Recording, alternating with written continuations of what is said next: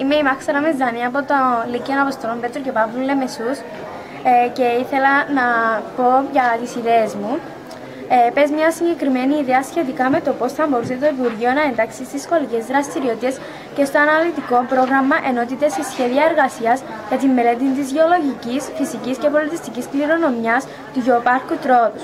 Πιστεύω πως μπορούσε κάθε σχολείο μόνο του να αφιερώνει κάποιο χρόνο ή να το ίδιο το σχολείο κάποια στοιχεία και να δώσει την ευκαιρία σε κάποιους μαθητές να κάνουν έρευνες οι ίδιοι οι μαθητές και να παρουσιάσουν στο σχολείο και σε άλλους συμμαθητές τους, ώστε να καταλαβαίνουν και οι υπόλοιποι την έρευνα που κάνουν. Διότι πιστεύω, αν κάθε μαθητής κάνει μόνος του την έρευνα, να μάθει πιο πολλά πράγματα. Οπότε, αν αφήσει χρόνο, αφιερώσει χρόνο πάνω σε τούτο, να το βοηθήσει πάρα πολλά. Και οι παρουσιάσεις φυσικά που να δει και από άλλους, να το βοηθήσουν να ολοκληρώσει τις σκέψεις του και να μάθει πιο πολλά για το γεωπάρκο.